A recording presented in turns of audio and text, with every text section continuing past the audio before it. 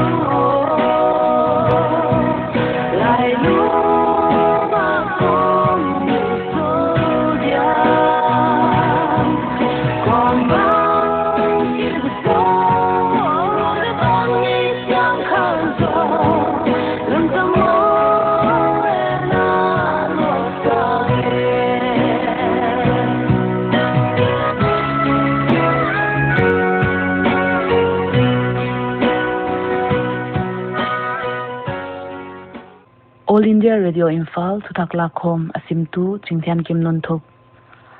Asama zanitak dak kwa apanin Guwahati khopi sunga mun som le khatia lockdown poninoma yayin ni som le li dai ding chi in Kamrup Metro District Deputy Commissioner Biswajit Pegu Ingen Yaihun sungin Solkal Office te sumsin na dolyan te le mimal le Solkal gari te hongle tai phal hiloding tutanin asama COVID-19 hi veilel active case sangni zani le somgyat le ni Arunachal Pradesh zanin COVID-19 positive case somu be ahi tokitonin state sunga natna hi veimi zale somngale gyat phata case thak telaka kwate state capital apan hi in khatpen bel tawang district apan hi a amaute state danga pan hongkik tengen hi u hi Nagaland leng zantanin COVID-19 positive case zathum somthum pata zana case somnga ki muthakte Dimapur Quarantine Center apan somni leli Kohima apan somleli le Peren apan somleni hi uhi Hey nat na hi tulela ve active case zale somgya le kwale adam siang zale somni le khat phatau Meghalaya Riboy District sunga Khanapara a SBI State Bank of India branch apan Assam mi CM2 khat COVID-19 positive a thekyak a hi to kitonin sollo sunga din kha kinom solkarin office akhak to kitonin damlo pento kinai kha teng zon khyat nana pangalu SBI Khanapara branch Meghalaya sunga himale to case pen Assama registering hi Tripura State Education Department te thupyak zuilo a lockdown sunga school fees khangsak school som lekhatte vauna lai Tripura solkalin pia Tripura Education Minister Ratan Lal Nath in agena apaisa me nigukin akigo ma school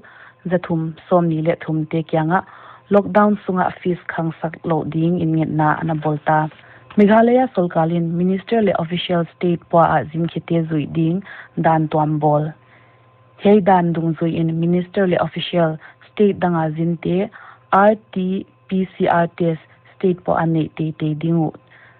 ahi chi in Meghalaya Deputy Chief Minister Preston Tinsong in gen Meghalaya Chief Minister Conrad K Sangmaleng Assam Health Minister Himanta Biswa Sarma to tunain Manipur Vapawa ahongki khunin kites ngalin a result negative athain COVID-19 to kisai ahi kele solkal duty poimo ziaka state danga zimkhyak na neite RT-PCR test sakhidingwa a result negative ahi le nisom leli ki quarantine ngai lowa anau sim zom ngal theidingu ahi dan leng Mr. Tin Songin yenbe gam sungmun tuama COVID-19 sample test na laboratories sangkhat honkhya khita chi in Indian Council of Medical Research ICMR in Taklang Hey tinglaka jasagi somthumte solkal laboratory hi a adang zani somsagi table private laboratory ahi danle mason na chiamte tham ahi chi in ICMR 10 Twitter taklango Mizoram zanin magnitude thum point sagi ahat zinling a zinling ki patnamun serchip district a thenjol simswa lamapan kilometer somthum le kwa agamla hi in geno asile liambel kwa ma umlo ni thum ki zomin Mizoram zinling zom hi tu pathiani in magnitude nga point khata hat le sepani a magnitude nga point thuma hat zinling in Mizoram ananok Union Home Minister Amit Shah in New Delhi kalnon tanin ICU lupna zani som nga telin lupna singni tazoding COVID veite etkolna COVID Care Center thak hon hiding chi Delhi Chatarpura Radha Swami Bismuna COVID Care Center lupna sing khat tazodia ki bol pen tu kha ni somni leguka panjat pa hitading chi in lenggen be Delhi Chief Minister Arvind Kejriwal in Hay Center ITBP apan Dr. Le Nurse Sebana Army te semding in ngetna bola Home Ministry in Leng Radha Swami Bis COVID Care Center NKI tu ding in ITBP te mo pok na pengalo Delhi COVID-19 case thak sang thum zakwa somni le sagi aomnon tokitonin akigomin singuk sanguk zaguk leni ata apaisa dakal somni le li sungin misi som gugle gyat omin ki gena heinat na hi pandam siang mi sing thum sangkwa zathum le som le thuma chiamte ahi tunya dinga thuthakla khom isim theu yaiteng ahi na ong pan na ine zongal dingo khatna Indian Army kilading lamka October ni som le sagi apan somni lenga sungin Army Recruiting Officer Ranga Pahar Saina in Indian Army lagna omding na ong te khatna Soldier General Duty Siamnalama Polsom Pass ni na Soldier Technical Clerk Siamnalama Polsom ni Pass Thumna Soldier Nursing Assistant Lina Soldier Tradesman Siamnalama Poimo Polyat Pass General Duty Clerk Tradesman Apply Dite Dinsandana Centimeter Zale Somguk Technical centimeter zale som ngale sagi le omsa som sagi le sagi tan hi ngai ding hi gigdan agik topa kg som ni le giat mi a hi ding kumbikha general duty a ding in kum som ni le khatan ten apply theding wa post dang te bel kum som ni le thum tan ten apply theding apply hunding hong tung ding aga sang ni le som ni apan online registration ki hong ding hi ni na Regional Institute of Medical Science streams in Assistant Technician Electrical Khat Lading Siamna lama anyam pena pol som zomia hi ding recognized board apan electrical engineer certificate nei mi hi ding kumbikha kum som legya tapan som nga ki kalmi in apply theding lunglut na le chit na nei ten July ni som sang ni som ni mangya ya application thelut theding hi tunia dinga na ong ipon theu heiteng a hi abana sen angai no chila zakim sak ingai non dingo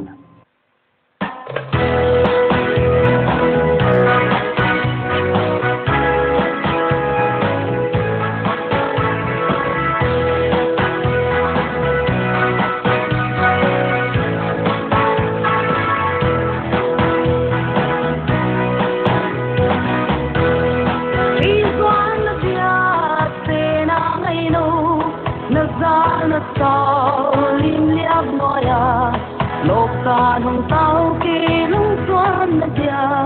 ni sin ma bang kong ko na hi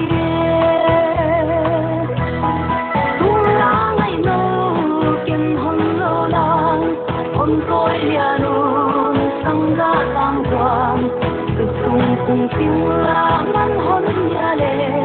san siam lo in la an na sang ye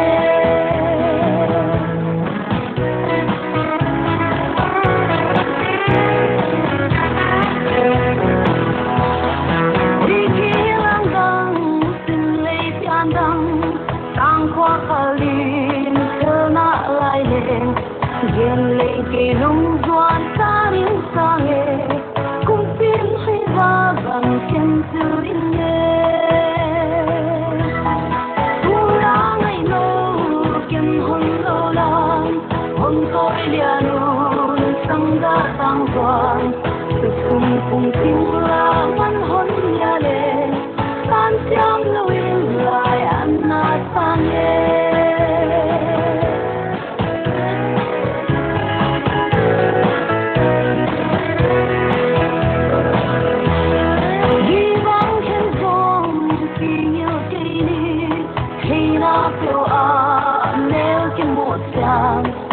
Khorai nâu trong ít công bằng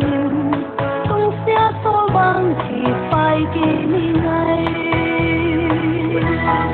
tu la ngày nâu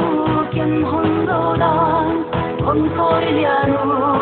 sang ga tang quang sung cùng tin la man hôn lia le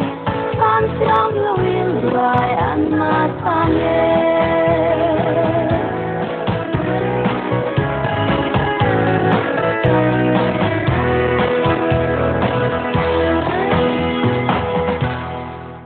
tung sol kha chila zakim sak ingai zom dingo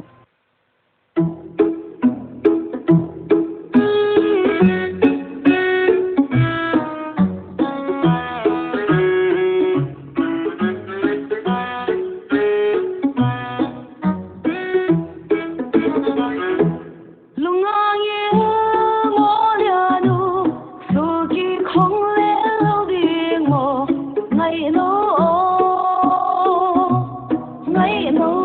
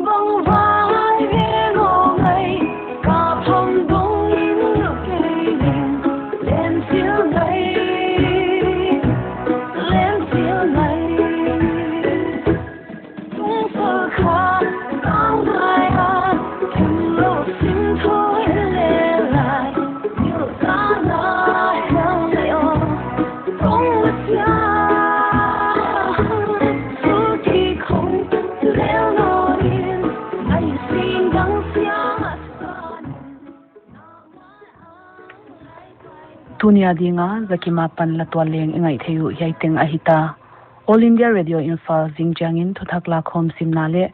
Jenny zonkhan hoya pan latwa lengai na inei non dingo tuni taklam dakli le minute somli agin to kitonin ihunu abeita munchi a paite program ngai teng teng omnuam le